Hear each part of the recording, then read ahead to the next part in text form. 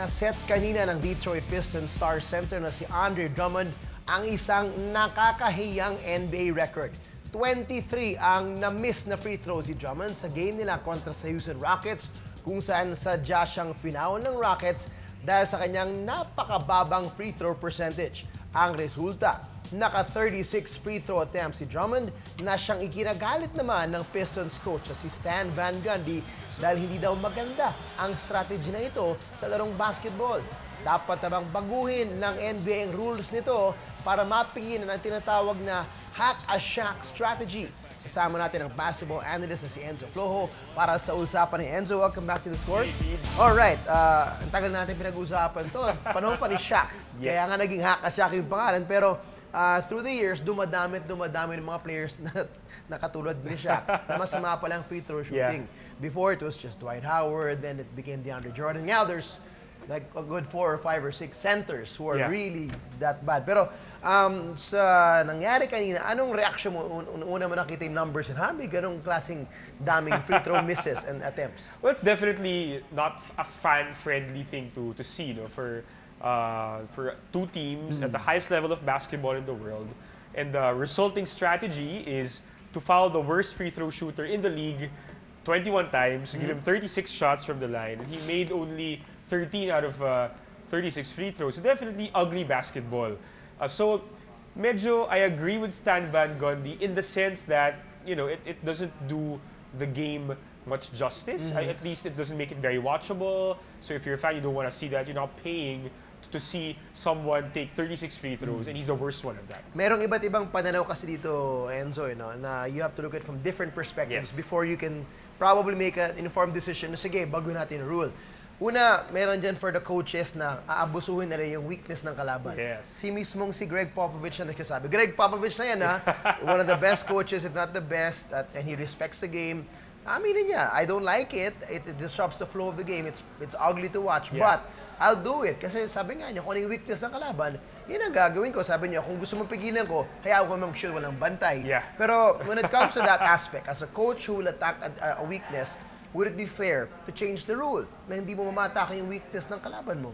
Well, yung coaches naman kasi, their tactics, their strategies really are governed by the rules that everyone, you know, agrees to play with. Diba? Oh. So si Popovich is not wrong in saying that, you know, you exploit the opponent's weakness. That's basic if you want to win a basketball game, diba? Correct. It just so happens that Andre Drummond, who's been a double-double beast this season, yung pinaka-weakness niya is free throw shooting. So if you're trailing the Pistons by double digits like the Rockets were earlier today in their game, parang if nothing's going your way and Dwight Howard's injured, by the way, talagang, you know, there's little recourse to do but to hack Drummond and, you know, play the chances na lang with that. Sa pananaw naman ng basketball purists who want to see basketball now, faster pace, more scoring, ang bagal eh. Oo naman. Di ba nakaka-boring ba talaga? Oo, I mean, to be quite honest, no, I mean, so many rules were tweaked the past decade or so to make the game faster. And that's why we're seeing teams like Golden State really dominate in the game, you know, the past couple of years, no? Kasi in the 90s, back, you know, when I was in high school and stuff, it was a big man's game, slow talaga yung pace ng laro. Now, it's faster. So medyo okay lang nun na may Hack-A-Shaq kasi that was a slow-paced game. It was a bit less jarring. Now, talagang it's a little bit more disturbing. So if you're a fan, parang, bakit ayoko panoorin to? Talagang medyo, siguro, you might even think of switching channels, you know, if something like that happens. But if you are a coach nga, if you're a strategist, there's nothing wrong with that kasi you're simply exploiting your opponent's weakness in order for you to win the basketball game. Okay, meron din pananaw syempre naman ng mga fans. Yes. At ito yung sinasabi na rin ni Commissioner Adam Silver na concerned din naman niya. Na syempre, he's now commissioner. He's not just looking at the flow of the game but also the concern of the fans. And interestingly, may nabasa ako, sabi nga niya na, remember, I used to run a division called NBA Entertainment. He used to head NBA Entertainment. So he knows the value ng entertainment ng game para sa mga fans. Sa tingin mo ba yung NBA talaga ngayon will lean more to that and say, wait a second, kawawa naman yung fans, kawawa naman yung TV provider. Ako nadali po kami ng isang game na may ganon, na ilang oras lang ang allotted airtime. Mahirap di ba? To be quite honest, I wouldn't be surprised if maybe in a couple of seasons, the NBA really changes the rule on intentional fouls or intentional free throw shooting drastically. Okay. Sabi nga ni David Blatt, before the season began, internationally, like in the Europe professional basketball, it's not allowed eh. Parang if you foul someone outside the play or away from the ball, it's an intentional foul.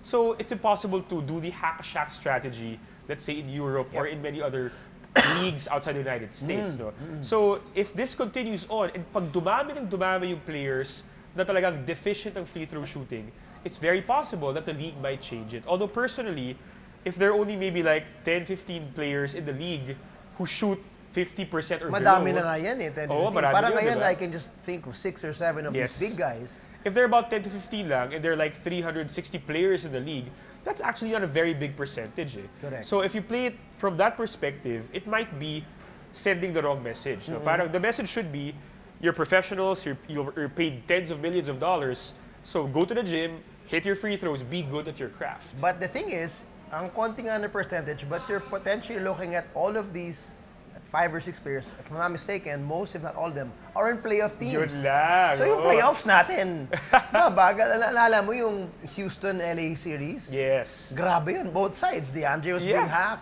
Howard was being hacked, di ba? And then last year's playoff series also, Popovich did that to DeAndre Jordan. Correct, So, you know, if it happens kasi on such a big stage, national TV playoffs pa, then it becomes magnified. Yun na nga So I think that's what the league is really trying to be careful about. Because if it happens too often on the biggest stage, then maybe they're gonna really feel it a lot more. May history na ang NBA na nagbabago ng rules to benefit TV, to benefit viewing experience, and their TV partners. There's the mandatory timeouts, many No different more things. handshakes. Exactly, and even yung the replay center Yeah. was meant to make the replays faster, di ba? Para hindi malal yung TV time.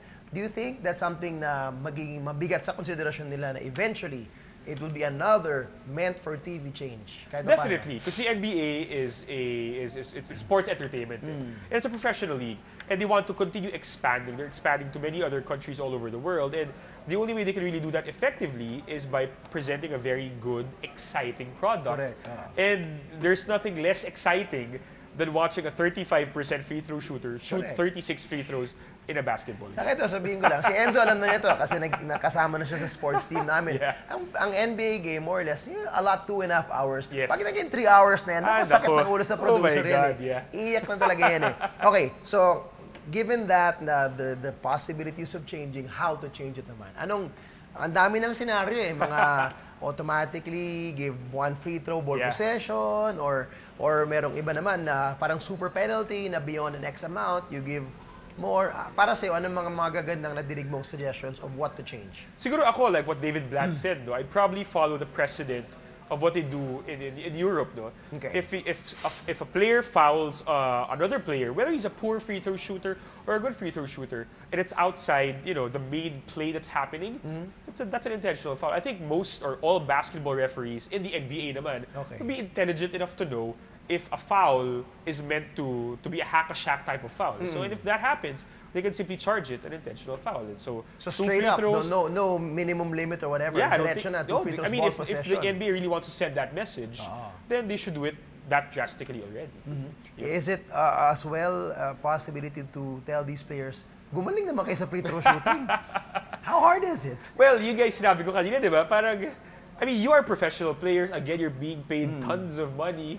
So, at least hit a decent amount of free throws naman, di ba? Well, we'll see. They're paid professionals, so we hope to God that one, they do a better job in the free throw shooting, and two, maybe some teams would want to let the fans enjoy the games much, much better. Kung gusto niyo ipagpatuloy ang debate na yan, check him out on Twitter @hoopnut. Yes. Enzo, maraming salamat. Thanks, Sige. Deej. Thank you.